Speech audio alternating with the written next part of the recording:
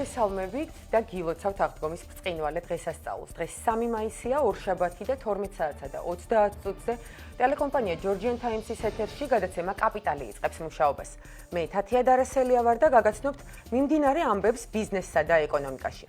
ეროვნული ბანკი ციფრული ლარის გამოშვებას გეგმავს. CBDC ცენტრალური ბანკის ვალდებულებაა და მას გადახდის საშუალების სტატუსი ექნება.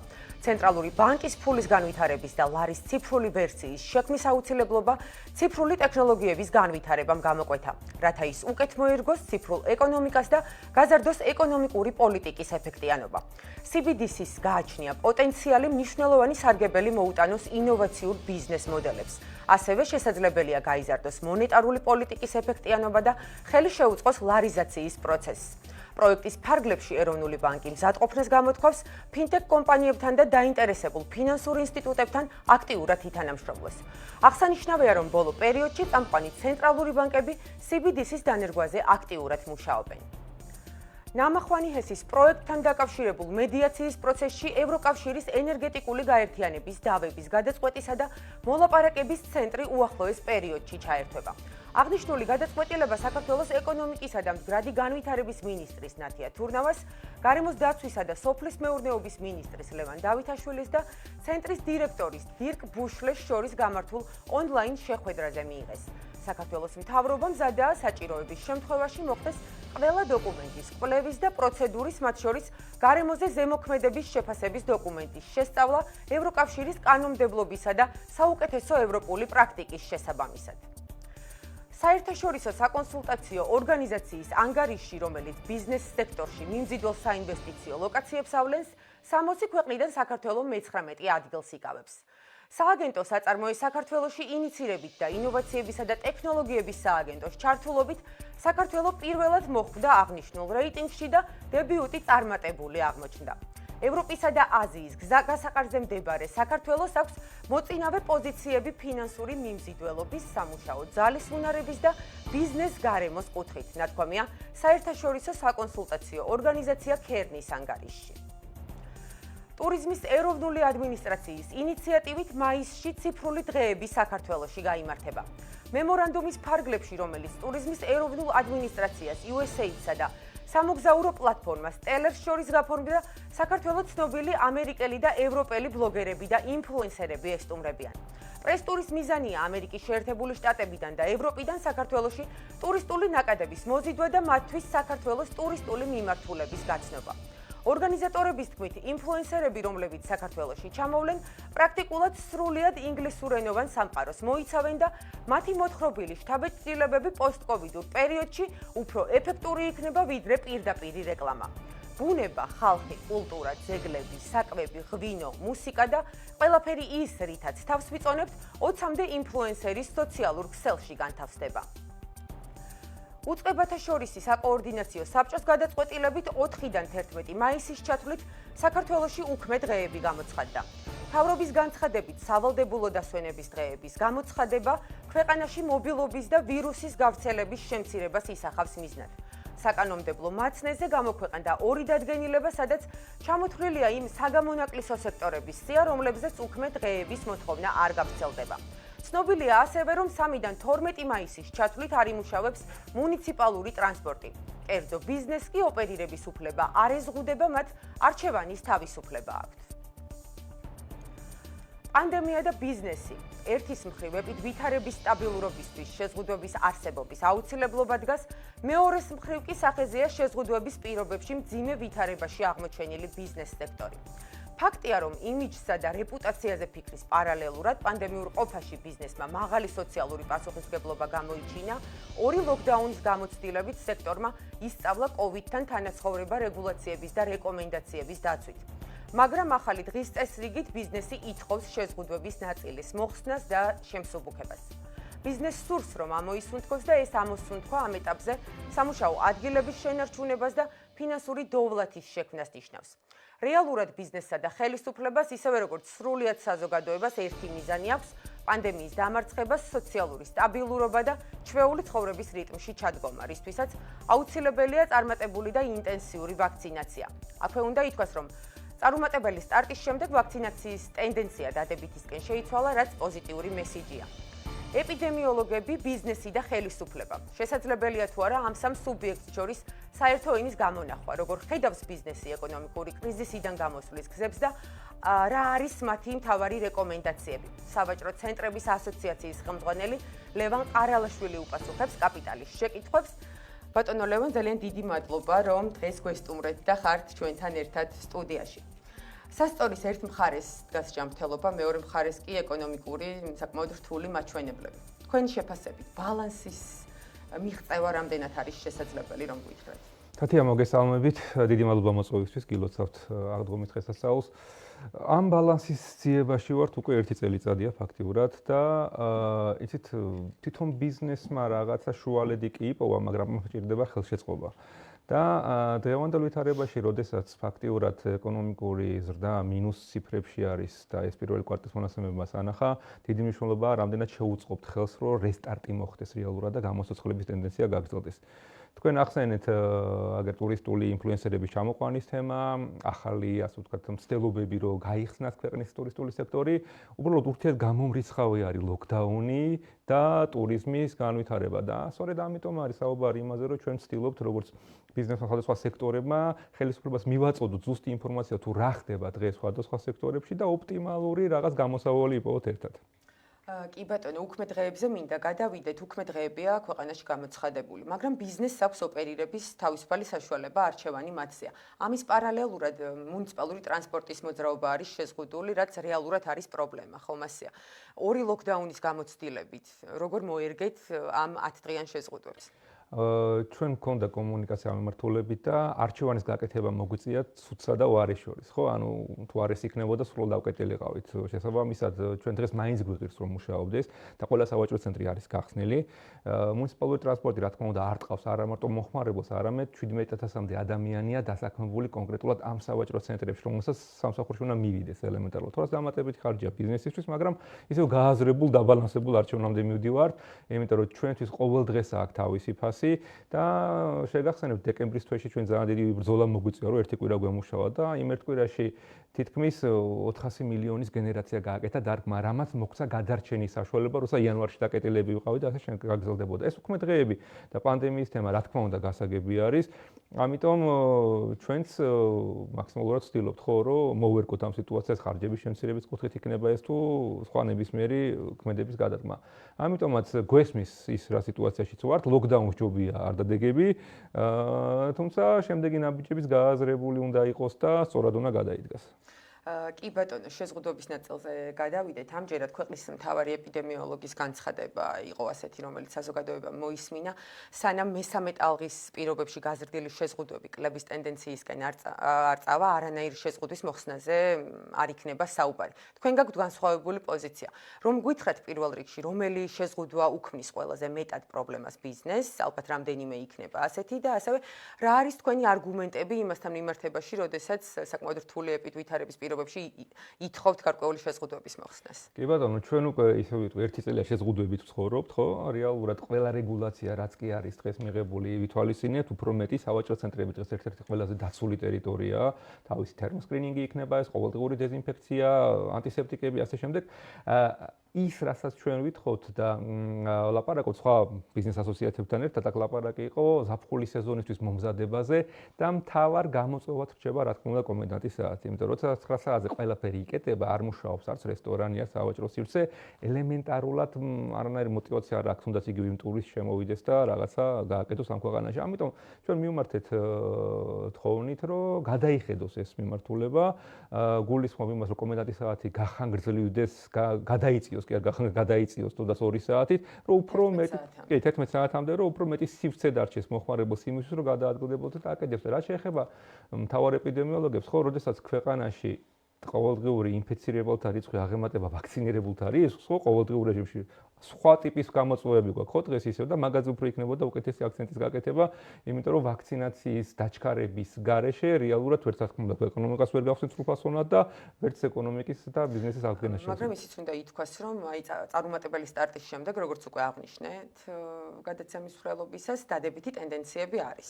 ტენდენცია კარგია, მაგრამ არასაკმარისი. ახლა როცა თქვენ ნახევარში თუ არ ვწდები 35000 ვაქცინირებული ყავს, ხოლო ანუ დღეში 1000 ადამიანი გამოდის, ხო, საშუალოდ რა ვიყოთ. რეგისტრირებულთა რიცხვი გაიზარდა. რეგისტრირებულთა რიცხვი გაიზარდა ხალხი და დღეებში ველოდებით რომ ვაქცინირებულთა რიცხვიც გაიზარდა. ჩვენ სავაჭრო ცენტრები და სავაჭრო ობიექტები ყოველ ორ კვირაში ერთხელ ტესტავთ ჩვენ თანამშრომლებს, ანუ ამ პროცესში ჩართულები ვართ და ჩვენ შევთავაზეთ კიდევაც რომ ბიზნესი მზადდა ამ პროცესში კიდევ უფრო ღრმად ჩაერთოს, იქნება ეს ვაქცინაციის დახმარება. მაგალითად ამერიკის შეერთებულ შტატებში სავაჭრო ცენტრებშია გახსნილი ვაქცინაციის წერტილები და შეგიძლია Walmart-ში მიხვიდე, shopping mall-ში მიხვიდე და იქ ვაქცინა გაიკეთო. ამიტომ ამ მიმართულებით მეტი ინტენსიური მუშაობაა საჭირო, თორე სხვა გამოსავალი ელემენტარულად არ გვაქვს. კი ბატონო, აი თქვენი მხრიდან წამოყენებული მოთხოვნები გასაგებია. დიალოგი რამდენად არის თქვენთან ხელისუფლების მხრიდან? არაერთხელ იყო ეს დაანონსებული და პირობაც დადებული. რეალურად რა კეთდება? დიალოგზე ცოტა მწარე გამოცდილება გვაქვს. დიალოგი გვაქვს ყოველთვიურად, ყოველდღიურადაც შეიძლება ითქვას სამინისტროების მოადგილეების დონეზე და ასე შემდეგ. მე მახსენდება, როცა ჩვენ შევხვდით ნოემბრის ლოკდაუნის წინ ბატონ გახარიას და 4 მინისტრს და პირდებოდნენ რომ არანაირი ლოკდაუნი არ იქნებოდა და 24 საათში ყველაფერი შეიცვალა. დღეს სამინისტრებიდან მეგონი ბატონ ნათია დარჩა მარტო, ხო?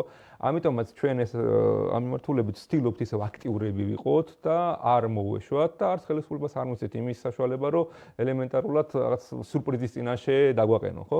ამიტომ იმედს ვიტოვებთ, რომ უფრო ინტენსიური დიალოგი გვექნება, იმიტომ რომ ქვეყნისთვის კრიტიკული პერიოდი იწყება, ეს არის ზაფხულის სეზონი, ტურისტული სექტორი, რომელსაც ქვეყანაში 3 მილიარდი დოლარი შემოქონა დღეს ფაქტურად განულებულია და თუ ამის აღორძინება ჩვენ არ დავიწყეთ, არა ეს ერთნაირად და არ ტყავს ყველაფერს და იგივე თქვენ ხედავთ, როგორი წნეხის ქვეშ არის თუნდაც ქართული ლარის კურსი, ხო, დღევანდელ ვითარებაში. ეკონომიკური ფაქტორები არის ძალიან რთული არის, კი, ძალიან რთული არის. ინვესტიციებზე საუბრობენ ძალიან ხშირად, ძალიან ბევრს. ყველაზე დაბალი მაჩვენებელი ქონდა შარშან 600 მილიონამდე იყო პირდაპირ ინვესტიცია, საიდანაც თითქმის 65% იყო ფინანსურ სექტორში. ანუ რეალურ ეკონომიკას ნაკლები მოხდა. ეს თემა გლობალური პრობლემაა, ამაზეც. თუმცა ნებისმიერ კრიზისს აქვს შესაძლებლობები და ამას გამოყენება უნდა. მაშინ როდესაც ჩინეთიდან გამოდიან წარმოებები, მაშინ როდესაც ევროპელები, იაპონელები, ამერიკელები ამბობენ, რომ ახალი მასაძლებელი საქართველოს აქვს ამის პოტენციალი. მე მგონი, რა 6 ქვეყანა აქვს სოფლიოში, რომ კონდეს თავისუფალი ვაჭრობის შეთანხმება აშშ-თან, ჩინეთთან და ევროპასთან და ამას გამოყენება უნდა. ამას უნდა მუშაობა და იგივე აქტიური მოძრაობა, ესე დავარქვათ, იმ პოტენციალურ ინვესტორებთანაც, მათ შორის ეკონომიკური ბლოკის მხრიდან. კი ბატონო, ინვესტორებზე რახან ინვესტორები ახსენეთ, მინდა გკითხოთ ეკონომიკის აღდგენის და გაჯანსაღების 10 წლიან გეგმაზე, მინდა გკითხოთ პრემიერ-მინისტრის ინიციატივაზე. რამდენად რეალურად უყურებთ ამ ფაქტს, აი დღევანდელ რეალობაში, როდესაც არ ვიცით ხვალ რა იქნება? კი, ძალიან მტკივნეული კითხვა იყო და თემა იყო ეს ჩვენთვის. არ უყურებს სერიოზულად, მოდი პირდაპირ ვთქვათ. დღეს იმაზე ლაპარაკი, რომ ვინმე შეძლებს 10 წლიანი პროგნოზის გაკეთებას, როცა შემდეგი 10 დღე რა იქნება, მაგაზე საუბარი არ რთული, არარეალისტურია და ალბათ როცა გვექნება შეხვედრა პრემიერთან, მასაც ვიტყვით, რომ იცი რა, ის ეკონომისტები თუ ვინმე იბრალებს, რომ შეუძლია მსგავსი პროგნოზის გაკეთება, ან ელემენტარულად იტყვება, ან არაკომპეტენტურია, ხო? იმიტომ რომ თუნდაც სავალუტო ფონდმა და მსოფლიო ბანკმა უკვე რამდენჯერმე გადახედეს ზრდის პროგნოზებს ბოლო 2-3 თვის განმავლობაში. ამიტომ ალბათ აქცენტი უკეთესია გავაკეთოთ მოკლევადიან გეგმაზე, შემდეგი 1 თვე არ ვაკეთებთ, შემდეგი 3 თვე რას ვაკეთებთ, შემდეგი 1 წელი შეიძლება როგორ შევუწყოთ ხოლმე ეკონომიკას განვითარებისთვის და მერე უფრო გადავიდეთ გრძელვადიან პროგნოზებზე, როცა სტაბილური გარემო იქნება. დაახლოებით 2 კვირის წინ მომიწია ემირატებში ყოფნა ინვესტორებთან, რომელსაც ათეულობით მილიონი აქვს ჩადებული საქართველოში და ლოგიკური კითხვა მქონდა, ხო, აი რას აპირებთ თუ არა გაგრძელებას ამ პროცესში და ნუ ეს ცოტა ისე შემოხედეს, რომ აი კომპიუტერი შემოატრიალეს და ახალ ამბებში შევიდეთო რა და ინგლისურენოვანი გვერდები რა რაც ვნახეთ 10-დან 9 ნიუსი იყო ნეგატიური, ხო და ეგეც თქვით, რომ იცი რა არ შეიძლება ამაზე ვიღაცა უნდა ზრუნავდეს, რომ პოზიტიური საინვესტიციო კლიმატთან მიმართებაში გვესმის რომ არ არის, მაგრამ პერსპექტივა მაინც დავანახოთ ხალხს და გამოვიყენოთ ის შესაძლებლობა, რომელიც საქართველოს ნამდვილად აქვს. გამოწვევა უნდა იქცეს შესაძლებლობად, ეს პირველი ლოკდაუნიდან მოყოლებული არის ესეთი ფრთიანი ფრესე. ნამდვილად ეგრე არის და უნიკალური პოზიცია საქართველოს აქვს და ნამდვილად სწორად მუშაობის შემთხვევაში და სწორი კომუნიკაციის შემთხვევაში ჩვენ უფრო სწრაფად შევძლებთ ამ ნაწილში მინდა ჩაგეკითხოთ, ანუ საზოგადოებისთვის ცნობილია თქვენი დამოკიდებულება, რომ უნიკალური საინვესტიციო პოტენციალი აქვს ჩვენ ქვეყანას, მაგრამ არ ხდება სწორი პოზიციონირება. რას გულისხმობთ უფრო ჩაღრმავებულად რომ გითხრათ არასწორ პოზიციონირებაში და რა უნდა გაკეთდეს? ქვეყანას, რომელიც გეოპოლიტიკურად ძალიან დიდი მნიშვნელობა აქვს, ჭირდება სწორი პოზიციონირება ბაზრებზე, ხო, იქნება ევროპის, ჩინეთის, ახლო აღმოსავლეთის, მაშინ, როდესაც დიდი კითხვის ნიშნების ქვეშ საკმაოდ დიდი მეგა პროექტები ხო იგივე ანაკლიას თემა ავიღოთ.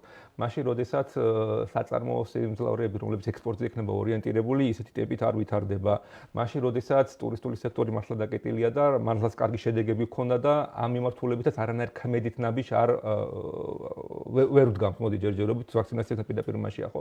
ამ ყველაფრისთვის ჩვენ ყოველთვის ხას ვუздავთ აუცილებლად ერთად იჯდეს ბიზნესი, ხელისუფლება, თუნდაც ეპიდემიოლოგები და ერთად ვიმტრევდეთ თავს იმაზე თუ როგორ გადავარჩინოთ დღეს ქართული ეკონომიკა, იმიტომ რომ მცირე და საშუალო ინვესტიციების მოზიდვა რომ აუცილებელი არის ეკონომიკის გადასარჩენად, ამაზე არავინ დაობს. არავინ არ დაობს, თუმცა მოდი კითხვები ისმება როგორ, ხო? ეხლა თქვენ გაჟღერდა რამდენჯერმე რომ შარშან ავიღეთ 3 მილიარდი აშშ დოლარის ეცხები, რაც ძალიან კარგი გადაწყვეტილება იქნა, ხო? ის რომ ქვეყანას კიდევ ერთი ნდობა აქვს, ამაზე მეტყველებს 500 მილიონი ევროპა ობლიგაციების განთავსება ძალიან დაბალ პროცენტში. ესეც კარგია, მაგრამ ამის კაპიტალიზაციაა საჭირო. ამ თანხების სწორად გამოყენება. ჩვენ გვაქვს შეხება წამყვან, ასე ვთქვათ, უნივერსიტეტებთან, მათ შორის ჰარვარდთან, ლონდონის ბიზნეს სკოლასთან და რეკომენდაციები იქიდან რომელიც მოდის პირდაპირ ხაზგასმულია, იცით რომ ეს თანხები მიმართეთ ბიზნეს აქტიურობის გასაცოცხლებად. მესმის სოციალური კომპონენტი, მესმის სოციალური დახმარება რა საჭირო არის, მაგრამ ბიზნესს საჭირდება დახმარება. როდესაც 10000 რესტორნიდან თითქმის 6000 დაკეტილია დღეს და გახსნის პერსპექტივა არ აქვს, ხო? ეს პრობლემა არის. როდესაც სასახლე ობიექტები იკეტება და ბრენდები გადიან რეალურად ქართული ბაზრიდან, ეს პრობლემა, იმიტომ რომ სამუშაო ადგილები იკარგება და თუ ამას ხელი არ შეუწყეთ ცოცხალ ეკონომიკაში თანხის ჩასხმით, არა ვერაფერს შედეგს ვერ მივიღებთ. ანტიკრიზისული გეგმის ფარგლებში ბიზნესისთვის გაწეულ დახმარებაზე და შეღავათებზე მინდა გკითხოთ. რამდენად საკმარისი იყო ეს თქვენი აზრით და უნდა გაგრძელდეს თუ არა და რა ნაწილში უნდა გაგრძელდეს რო გითხრათ და ასევე რამდენად აქვს ჩვენს ქვეყანას რესურსი რომ ეს დახმარებების პაკეტი კიდევ გაგრძელდეს. შიდა რესურსის ნაკლებობა ნამდვილად არის, მაგრამ გარე რესურსი ვახსენეთ. ჩვენ ამ თანხების დიდი ნაწილი მიმართული იყო რა თქმა უნდა სოციალური თემაზე, თუმცა რეალური ეკონომიკის დასახმარებლად ორ მაგალითს მოვიყვან. ერთი თემა იყო რომ თქვენ მოისმენთ ხშირად გაჟღერდა რომ დავეხმარეთ ტურისტულ სექტორს, ამ შემთხვევაში სასტუმროებს და რესტორნებს, რომლებიც გათავისუფლდნენ ქონების გადასახადისაგან და რეალურად ეს შეღავათა ჩაითვალა, თუმცა ნოლს რაც არ უნდა გამოვაკლო, მაინც ნოლია, ხო, არანაირი შემოსავალი თუ არა აქვს, ეს რეალური დახმარება არ არის. ჩვენმა დარგმა სავაჭრო ცენტრებმა მივმართეთ თხოვნით და ვთქვათ, რომ ქონების გადასახადისაგან იქნებ გაგვათავისუფლოთ 1 წლით, იმიტომ რომ როდესაც შარშან მაგალითად თითქმის 5 თვე დაკეტილი ვიყავით, არ არის სამართლიანი იგივე საგადასახადო ტვირთი ვატაროთ, ხო? ამაზე მქონდა ბატონ პრემიერ გახარიასთან მაშინ შეხვედრა, დაავალა ფინანსთა სამინისტროს, თუმცა არანაირი შედეგი და დღეს გვეუბნება, რომ ვერაფრით ვერ დაგეხმარებთ. ჩვენ არ ვითხოვთ სუბსიდირებას და გვესმის პრობლემატიკა, მაგრამ ის რაღაც მცირე ლიკვიდურობა, რაც დარჩენილი არის ამ სექტორში, ხო, ამაზე წნეხის მოხსნა დღეს ისევ და უფრო მნიშვნელოვანი იქნება. ხა 6 სავაჭრო ცენტრი, რომელიც ჩვენს ასოციაციაშია, 3 მილიარდ ბრუნვას აგენერირებდა. დღეს ჩამოსულები ვართ ამის ნახევარზე. ახლა გადათვალეთ, აქედან გადახდელი გადასახადი, საშემოსავლო გადასახადი, ანტიკრიზისული გეგმის ნაწილად საკმაოდ კარგი გადაწყვეტილება იყო საშემოსავლო გადასახადის შემსუბუქება 750-1500 ლარამდე. ამის გაგრძელება ასევე კარგი იქნება, იმიტომ რომ უფრო მეტი თანხა დარჩევა იგივე დასაქმებულებს და მაინც ლარის გაუფასურების ფონზე უფრო ნაკლები წნეხი ექნებათ მათ. ამიტომ დღეს სამწუხაროდ მაგიდაზე არანაირი განახლებული ანტიკრიზისული გეგმა არ დევს და მაგაზეც კითხვები გვაქვს, ხო, ისევ წავალ 10 წლიანზე კი არ ვილაპარაკოთ, მოკლევადიან ანტიკრიზისულ ნაბიჯებზე ვილაპარაკოთ. ბატონო ლევან, კონკრეტულად თქვენ სექტორზე მინდა გკითხოთ, ახსენეთ რომ განახევრებულია ბრუნვა. ალბათ გეგმებზე საუბარი აქაც საკმაოდ რთული იქნება, მაგრამ ანუ რას აპირებს? ჩვენ დღეს ვართ, ვიძახით ეგრეთ წოდებული თვითგადარჩენის რეჟიმში, ხო? მარტო სავაჭრო ცენტრი თბილისის ცენტრალში 100-მდე მცირე და საშუალო ბიზნესია, ხო? ანუ ჩვენ სავაჭრო პლატფორმა ვართ და ჯამში რო ავიღოთ ყველა სავაჭრო ცენტრი 1000-მდე სავაჭრო ობიექტი არის ჩვენთან განთავსებული და ყოველდღიურად ხედავთ თუ რა უჭირთ, როგორ უჭირთ. ჩვენი მხრიდან, ხო, ეს კამრების შემოჭერა დავარქვათ. საიჯარო კი რა არის, სავაჭრო ცენტრის შემოსავალი ფაქტიურად ყველგან დისკაუნტები გვაქვს გაკეთებული, შეღავათებს მაქსიმალურად ვცდილობთ გავაკეთოთ, იქ ბანკებს ველაპარაკებით, ვიომებით, რომ იქნებ გადაგვივადოთ პროცენტი შეგვიმციროთ, რაღაც ესეთი რამე გააკეთოთ. ამიტომ მივყვებით როგორც ეს ორკვირიანი, ერთვიანი გეგმებით ვიკრიბებით ყოველკვირეულად, ველაპარაკებით ერთმანეთს, უზიარებთ ინფორმაციას და ერთად ვცდილობთ, რომ გადავლახოთ ეს ყველაფერი. მაგრამ ხაზს გავუსვავთ, თუ ჩაგვიგვარდა ზაფხულის სეზონი. თუ არ დაიწყო ეკონომიკამ გამოცოცხლება იმ კუთხით, რომ არ გაიხსნა ქვეყანა უფრო მეტად, უმზიმესი წელი გვექნება 2021, კიდევ უფრო რთული, ვიდრე 2020 წელი იყო და ამიტომ ისევ ჩვენი მესეჯი არის ძალიან მარტივი. ბატონებო, ერთად დავждეთ და გამოსავალი ერთად ვოცებლოთ. და მაინც უნდა გკითხოთ, როდესაც სურათი არის საკმაოდ მძიმე, მესამე ტალღაა ქვეყანაში და არის გაზრდილი შემთხვევები, ამ შემთხვევაში რა შეხედავთ გამოსავალს?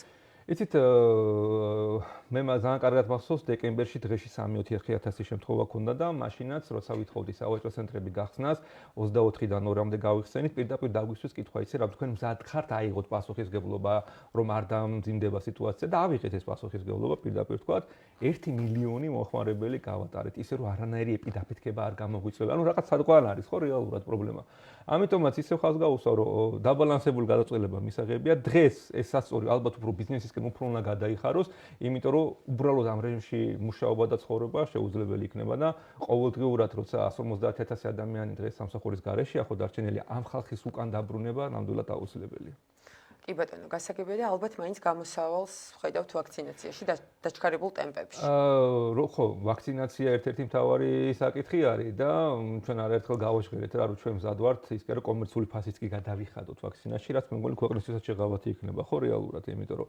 ხედავთ რა ამის აუცილებლობა, სადაც ტესტავთ ჩვენ თანამშრომლებს, მზად ვართ რომ ამ მიმართულებითაც რამდენიმე ნაბიჯი გადავდგათ და ანუ რომ განმარტოთ თქვენ ხართ მზად რომ შეიძინოთ ვაქცინები თქვენი თანამშრომლებს. შეგახსენეთ, მოდით, შარშან როცა პანდემია დაიწყო და დიდი გაურკვევლობა იყო ბიზნესმა თითქმის 100 მილიონის მობილიზება გააკეთა ეპიდემიასთან ბრძოლისათვის, ხო?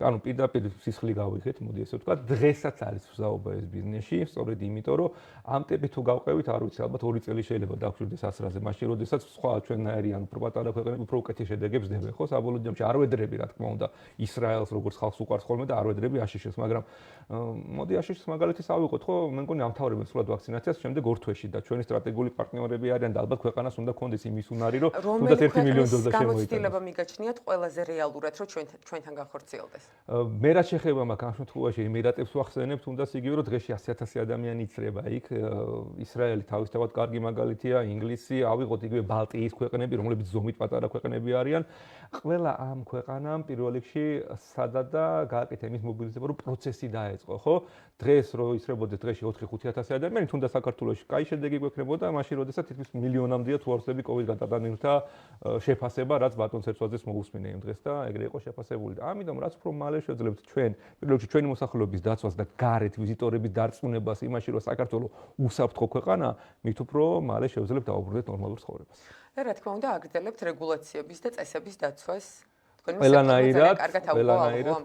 ყველანაირად ყველა წესი დაცული არის ისევ გავამეორდებით ამაზე მეტყველებს რომ ძალიან დაბალია ჩვენ სავაჭრო ცენტრებში ტესტირების შედეგად ინფიცირებულთა რაოდენობა მაქსიმალურად არის დაცული ყველა არსებული რეგულაცია თუმცა ხავს გაუსვავ კომენდანტის საათ უკვე ბიზნეს არ ტყავს და არა კონკრეტულ რაღაც რეგულაციებს რა კი ბატონო, თავარი მოთხოვნა მაინც არის კომენდანტის საათის მოხსნა თუ არა გადაწევა. დიახ, ეს იყო ერთ-ერთი ჩვენი ძირითადი მოთხოვნა და ეს არის პირდაპირ მასში არა მარტო ჩვენ სექტორიდან, არამედ ყველა ბიზნეს სექტორთან, რესტორატორები იქნებიან, დისტრიბუტორები იქნებიან, სავაჭრო ცენტრები თუ სასტუმროები, იმიტომ რომ რეალურად ამის გარეშე დღეს რაიმე რეალურ ტურისტული ნაკადის მოზიდვის საუბარი ზედმეტია. ძალიან დიდი მადლობა ბატონო გადაცემაში სტუმრობისთვის. რა შედეგს გამოიღებს აღდგომის დღესასწაულების ფარგლებში გამოცხადებული უქმე დღეები და სტაბილურდება თუ არა ეპიდვითარება და მაისის მეორე ნახევრიდან თუ სტაბილური ეპიდემიოლოგიური მდგომარეობა იქნა შემსუბუქდება თუ არა შეზღუდვები ამის პროგნოზირება ამ ეტაპზე არის შეუძლებელი უნდა დაველოდოთ მოვლენების განვითარებას პასუხისმგებლობა კი თითოეულ მოქალაქეზე ნაწილდება და ის რაც თითოეულ ჩვენგან შეგვიძლია არის სოციალური დისტანცია პირბადის ტარება დეზინფექციის წესების დაცვა და ვაქცინაცია კაპიტალი 5 შაბათამდე გემშვიდობებად წარმატებულ კვირას გისურვებთ და მადლობა ყურადღებისთვის